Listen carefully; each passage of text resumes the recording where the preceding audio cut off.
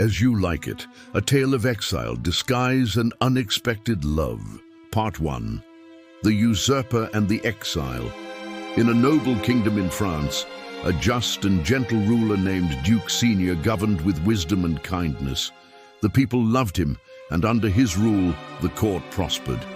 But envy is a serpent that slithers through even the grandest palaces. And in Duke Senior's court lived his younger brother, Frederick, whose heart grew dark with jealousy.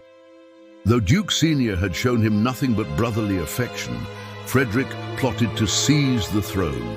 With stealth and cunning, Frederick staged a political coup. He gathered allies, spread rumors, and turned the court against his brother. Duke Senior was banished from his home, his lands stolen by blood. But instead of wallowing in despair or waging war, the noble duke chose a different path. Accompanied by a band of loyal followers, he went into exile in the Forest of Arden, a vast, untamed land of green woods and tranquil brooks.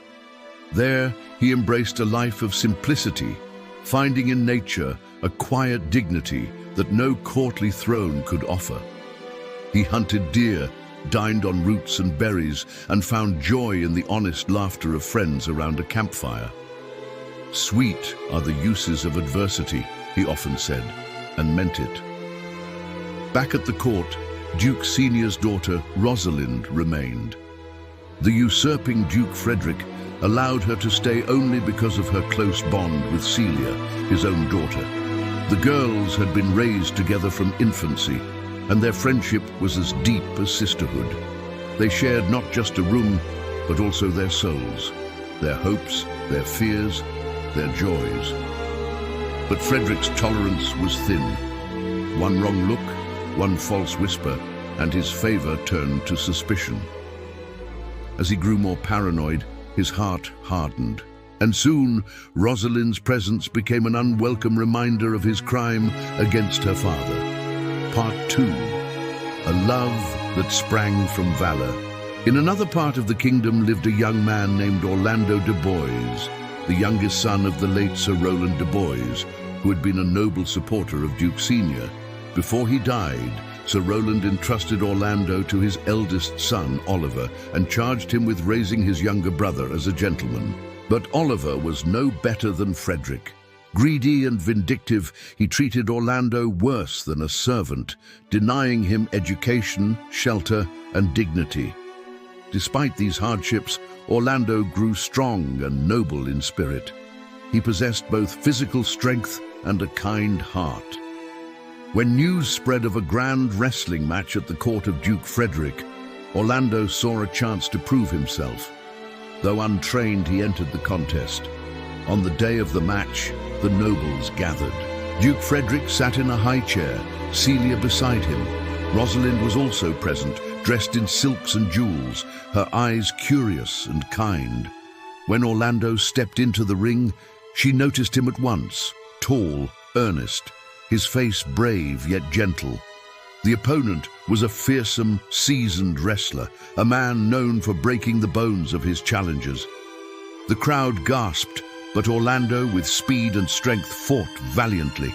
To everyone's amazement, he defeated the champion.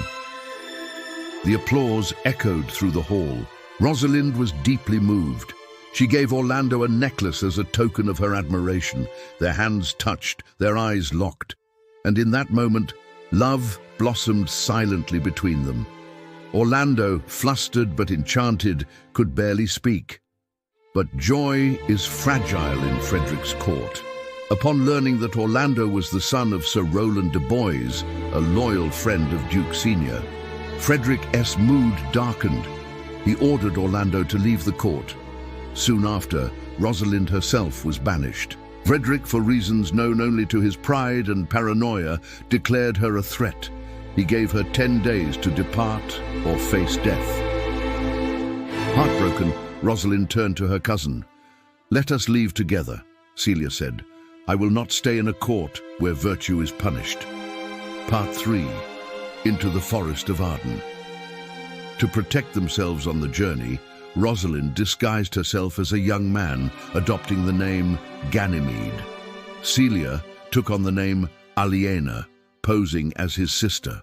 With them came the jester Touchstone, a loyal fool whose wit was as sharp as a dagger and twice as quick. The three set out across countryside and fields, braving the unknown with laughter and courage. After many days, they reached the Forest of Arden, a realm of mystery and magic. There, the air smelled of pine and moss, the rivers sang lullabies, and the forest creatures moved like whispers. They bought a humble cottage from an old shepherd and settled into a new life. The girls fetched water, milked goats, and sang in the evenings. Rosalind, even in disguise, felt freer than ever before. Unbeknownst to her, Orlando had also taken refuge in Arden. After his wrestling triumph, he returned home to find that his brother Oliver had plotted his death. Warned by an old servant Adam, he fled to the forest, bringing the faithful man with him. Part 4. Games of Love and Disguise. In Arden, Orlando found peace but could not forget Rosalind. He wandered the woods, carving her name into trees and composing poems full of longing and devotion. He pinned these verses to bark and leaves, letting the whole forest know his love.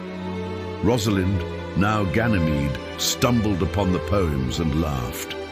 Delighted, she soon encountered Orlando himself. "Why do you look so downcast, sir?" she asked, disguising her voice. "I am lovesick," Orlando replied.